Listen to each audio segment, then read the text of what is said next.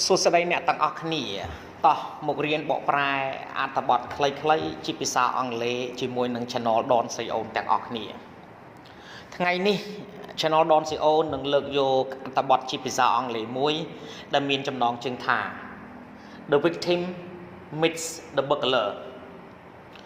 ជនរងគ្រោះបានជួបជាមួយនឹងចោរ I'm sorry ខ្ញុំសុំទោសHouse a burglar and his victim became the best of friends ពីរបៀបដែលចោរប្លន់ហើយនឹងជនរងគ្រោះរបស់គាត់បានคล้ายទៅជាមិត្តភក្តិល្អបំផុតនឹងគ្នា Peter Wolf a lifelong criminal broke into Will Relay home on March evening Peter Wolf គឺជាឧក្រិដ្ឋជនដែលមានអាយុវែងម្នាក់បានគាស់ចូលទៅក្នុងផ្ទះរបស់ Will Relay នៅល្ងាចខែមីនាមួយ Will found Peter standing in his hall his pockets stuffed with monies and jewelry Will បានស្វែងរកឃើញ Peter កំពុងឈរនៅក្នុងសាលរបស់គាត់ហោប៉ៅរបស់គាត់ច្រកទៅដោយលុយហើយនឹងគ្រឿងអលង្ការ Peter was jailed for 3 years for the burglary Peter ត្រូវបានគេចាប់ដាក់គុករយៈពេល3ឆ្នាំសម្រាប់ការប្លន់ So it hard to think of them becoming friends ដូច្នេះវាពិតជាពិបាកណាស់ដើម្បីគិតថាពួកគេបានคล้ายទៅជាមិត្តភក្តិនឹងគ្នា Here Will and Peter describe their first encounters and why meeting each other again was the best thing for both of them នេះណែ Will ហើយនឹង Peterពីពណ៌នាអំពីការជួបប្រទះរបស់ពួកគេដំបូងហើយហេតុអ្វីបានជាការជួបគ្នាទៅវិញទៅមកម្ដងទៀតគឺជារឿងរ៉ាវដ៏ល្អបំផុតសម្រាប់ពួកគេទាំងពីរនាក់ The victim ជនរងគ្រោះ Businessman Will Relay 50 lives in Islington North London with his wife and daughter អ្នកចំនួនលោក Will Relay អាយុ50ឆ្នាំរស់នៅក្នុង Islington នៅភាគខាងជើងទីក្រុងឡុងជាមួយប្រពន្ធរបស់គាត់ហើយនិងកូនស្រី I was getting ready to go to the gym when I walked into my hall and stopped dead ខ្ញុំបានរៀបចំខ្លួនរួចរាល់ហើយដើម្បីទៅគ្រឹះស្ថានហាត់ប្រាណនៅពេលដែលខ្ញុំបានដើរចូលទៅក្នុងសាលរបស់ខ្ញុំបានឈប់ត្រឹង There standing on the stairs was a man about the same age as me dressed in a scruffy leather jacket នៅទីនោះកំពុងឈរនៅលើជណ្ដើរមានបរិសម្នាក់ដែលមានវ័យស្មើនឹងខ្ញុំដែរបានពាក់អាវធំធ្វើអំពីស្បែកចំហឡេវមួយ What are you doing here តើអ្នកកំពុងតែធ្វើអ្វីនៅទីនេះ I asked in shock ខ្ញុំបានសួរទាំងតក់ស្លុត He said he was a neighbor who got lost គាត់បានមានប្រសាសន៍ថាគាត់គឺជាអ្នកជិតខាងដែលបានវង្វេងផ្លូវ But it was obvious who he was ប៉ុន្តែវាគឺជាក់ស្ដែងណាស់ថាគាត់គឺជានរណាគេ I was suddenly scared ខ្ញុំពិតជាភ័យខ្លាចខ្លាំងណាស់ I thought if he got a knife he could kill me ខ្ញុំបានគិតថាប្រសិនបើគាត់មានកូនកាំបិតមួយគាត់អាចនឹងសម្លាប់ខ្ញុំ We kind of fought with each other ពួកយើងគឺជាប្រភេទដែលមនុស្សបានវាយប្រតែប្រតបគ្នា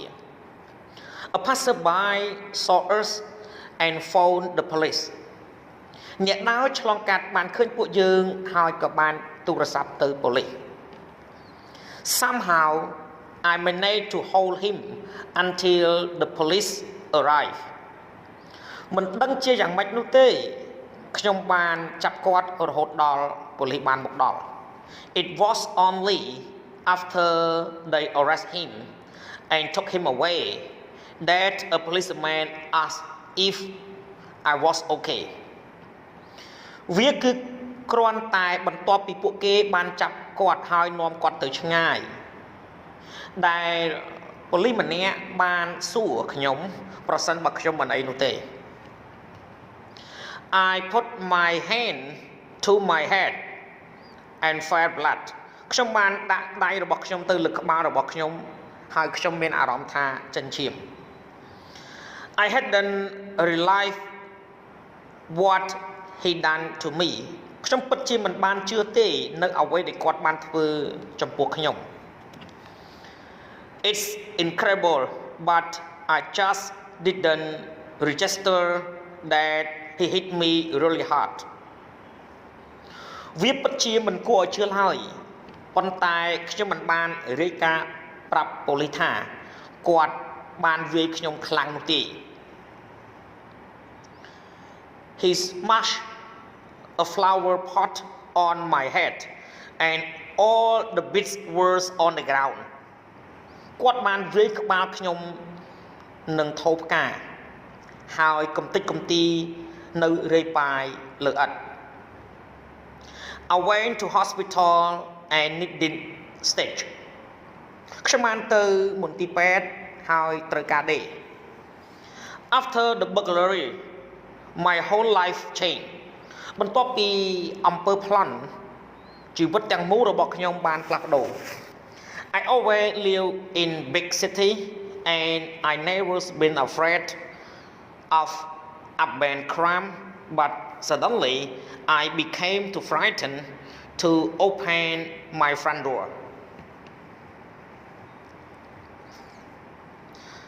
ជានិច្ចកាលខ្ញុំរស់នៅក្នុងទីក្រុងធំធំខ្ញុំមិនដែលខ្លាចអំពីអក្រិតកម្មជាយក្រុងទៀតឡើយប៉ុន្តែភ្លាមនោះខ្ញុំបានคลายទៅជាភ័យខ្លាចដើម្បីបើកទ្វារមុខផ្ទះរបស់ខ្ញុំ All I could think was what if my daughter had been at home រឿងរ៉ាវទាំងអស់ដែលខ្ញុំអាចគិតនោះគឺថាអ្វីទៅប្រសិនបើកូនស្រីរបស់ខ្ញុំនៅផ្ទះតែឯង Would he have attacked her តើគាត់អាចនឹងវាយប្រហារនាងដែរទេ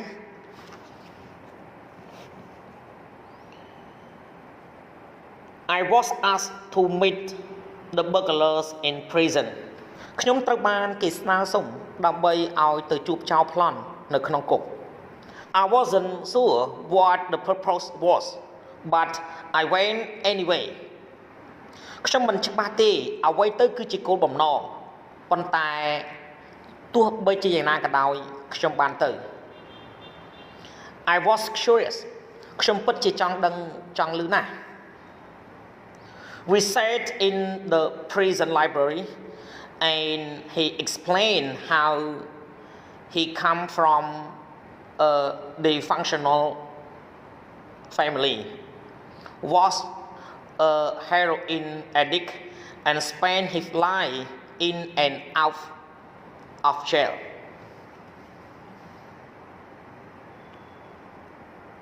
ពួកយើងបានអង្គុយនៅក្នុងបណ្ណាល័យក្នុងគុក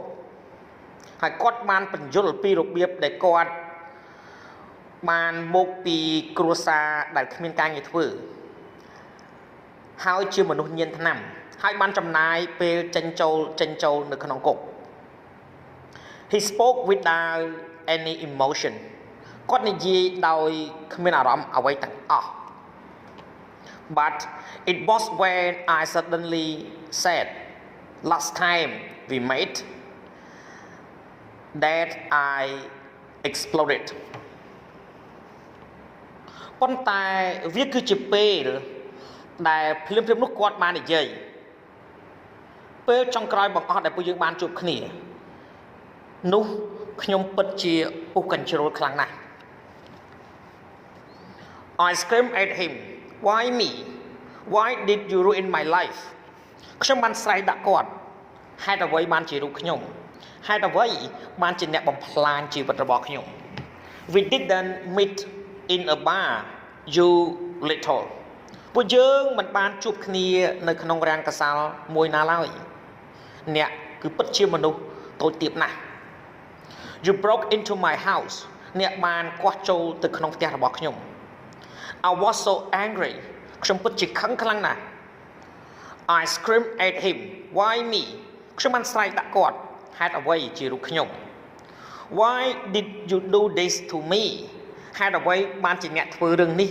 មកកាន់ខ្ញុំ Why did you ruin my life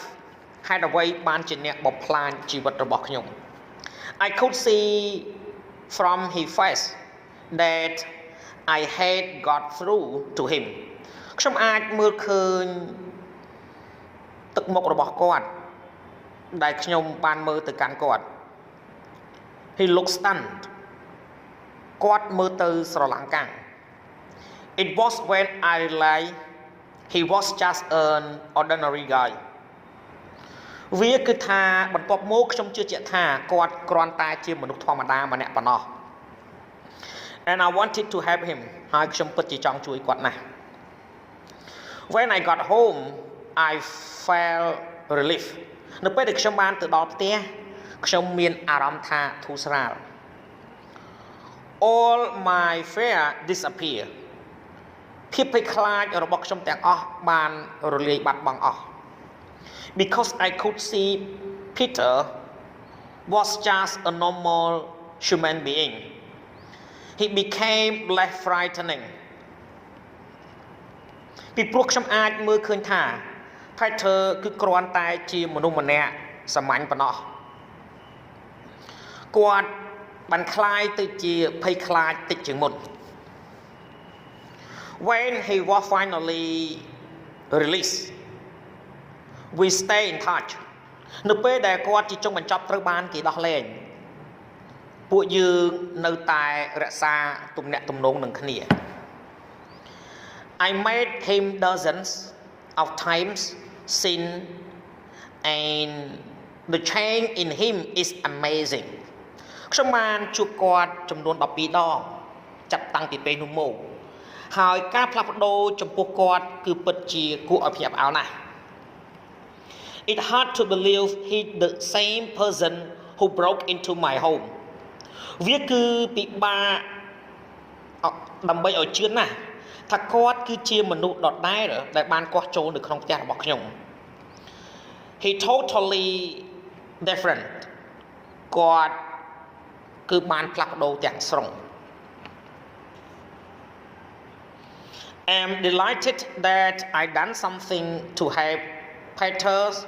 get his life back ខ្ញុំពិតជាសប្បាយចិត្តខ្លាំងណាស់ដែលខ្ញុំបានធ្វើអ្វីដើម្បីជួយ Peter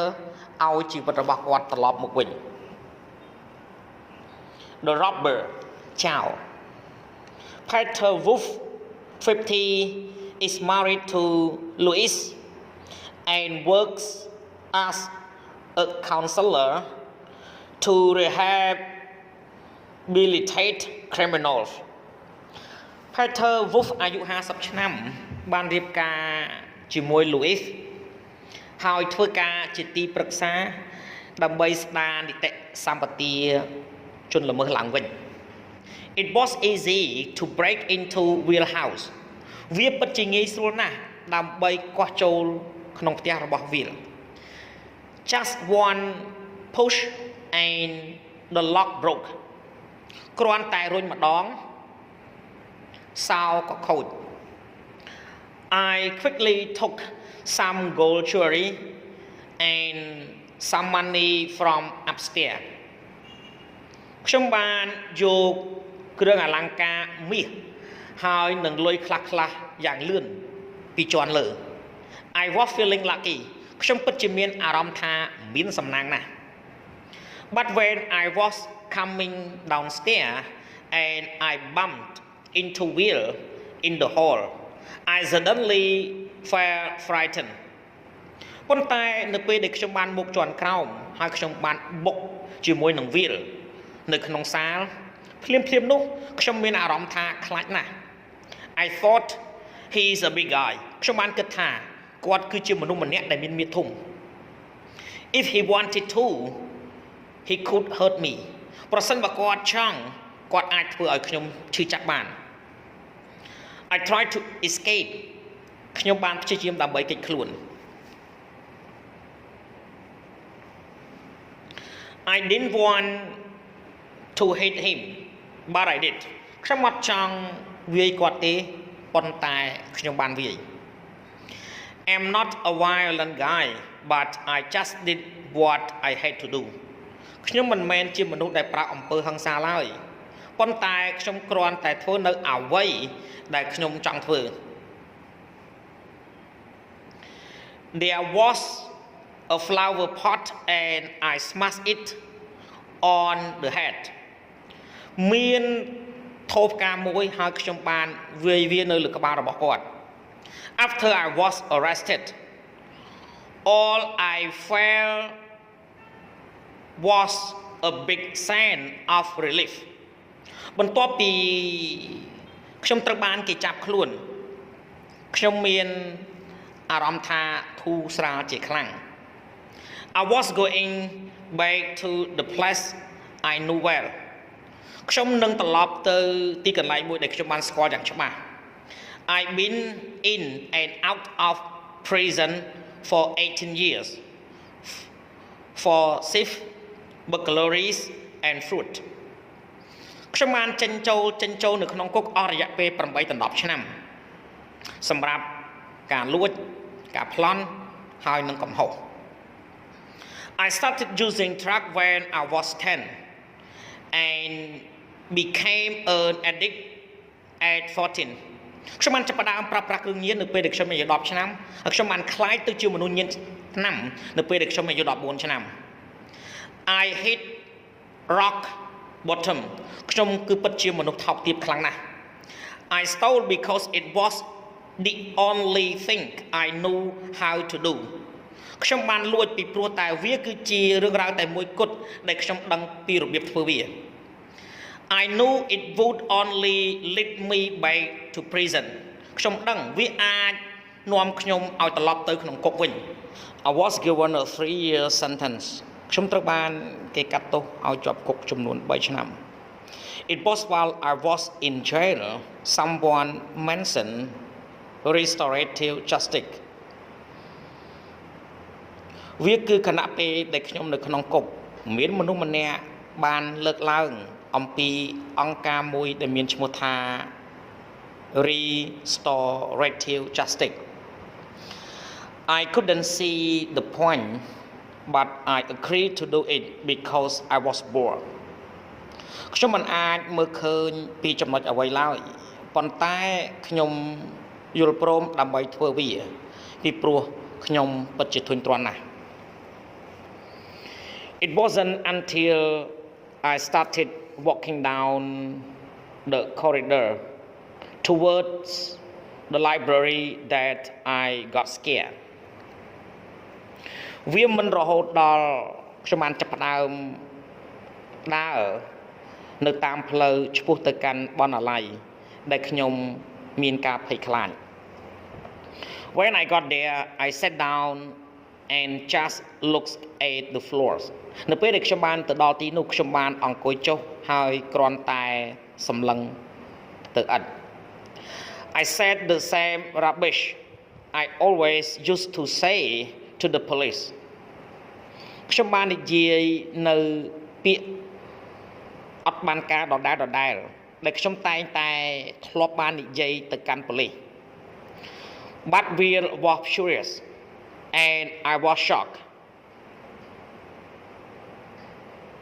ប៉ុន្តែ Will គឺខឹងខ្លាំងណាស់ហើយខ្ញុំពិតជាតក់ស្លុតមែនតើ I thought my God I did all this ខ្ញុំបានគិតថាព្រះម្ចាស់ថ្លៃអើយ ខ្ញុំបានធ្វើរឿងរ៉ាវទាំងអស់នេះ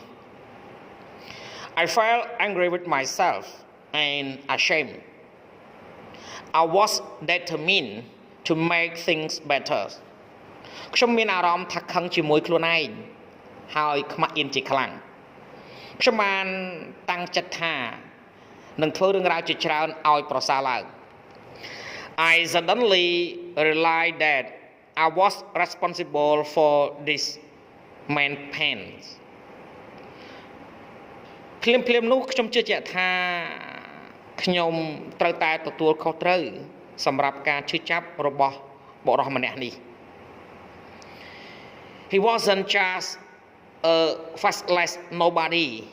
that I stolen from គាត់មិនគ្រាន់តែជាមនុស្សម្នាក់ដែលខ្ញុំមិនស្គាល់ដែលខ្ញុំបានលួចរបស់របរពីផ្ទះរបស់គាត់នោះទេ I felt angry with myself and ashamed ខ្ញុំមានអារម្មណ៍ខឹងខ្លួនឯងហើយនឹងខ្មាស់អៀនជាខ្លាំង I was determined to make things better ខ្ញុំបានបដិញ្ញាចិត្តថានឹងធ្វើឲ្យរឿងរ៉ាវប្រសើរឡើង I did a course of rehab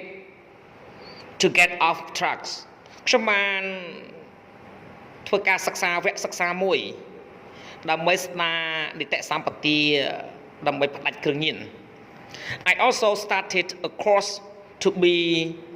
a counselor ហើយខ្ញុំក៏បានសិក្សាវគ្គមួយផងដែរដើម្បីក្លាយទៅជាទីប្រឹក្សា It was at the counseling class that I met Louis